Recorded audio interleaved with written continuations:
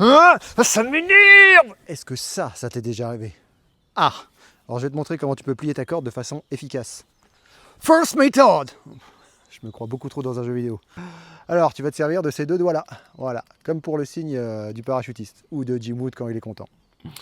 Donc, tu places ta corde ici, tu fais le tour de ton pouce et tu la ramènes là. Tu reviens faire le tour de ton pouce en croisant ici. Et ensuite, c'est toujours le même schéma. Bon, une fois qu'il te reste un tout petit peu de mou, tu viens l'enlever de tes doigts. Pour bloquer ici, c'est assez simple. Tu soulèves un brin, tu passes en dessous et tu viens serrer. Et voilà, ta corde est rangée. Alors, gros avantage de cette technique, c'est clairement pas la vitesse. Par contre, pour la déplier, c'est un vrai bonheur. Bon voilà, j'ai accroché la corde à Mach 12, juste à ta droite. Et elle va venir vers moi. Donc normalement, tu lances jamais une corde à cette vitesse. Mais on va tester. Hein. Et ouais, je sais, tu m'entends de super près alors que je suis super loin. Bah ça s'appelle juste la classe. Allez, viens! Allez, viens! Allez, cours! Allez, cours, cours, cours, cours, cours, cours! Oui, c'est bien. Bon, deuxième méthode. On va passer à la méthode que j'utilise le plus souvent. Pour moi, c'est la plus simple et la plus facile quand tu veux ranger ton bivouac et partir rapidement. Donc, tu prends ta corde comme ça et avec l'autre main, tu vas venir crocheter avec ton pouce là. Et tu peux la laisser tomber. Tu la récupères en bas et ta main va faire un balancier.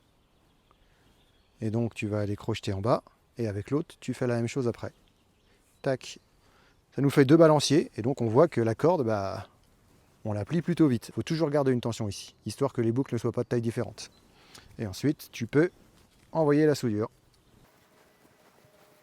Bon, une fois que tu es arrivé au bout comme ça, tu peux choisir la taille de rangement de ta corde. Soit celle-là, sinon tu la plies en deux pour avoir une taille plus petite. Tu peux même encore aller la plier en deux. Moi j'aime bien cette taille-là. Tu fais des tours.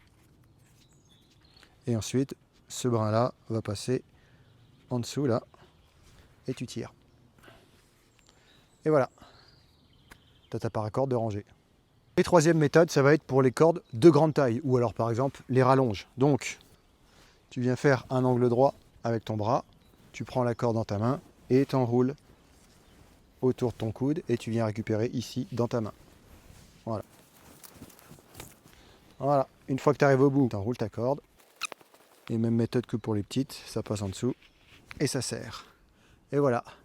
Tu as ta rallonge qui est enroulée ou ta corde d'escalade. Bon bah voilà, j'espère que tu as apprécié la vidéo. Ouais. Et il te reste plus qu'à enregistrer, à liker et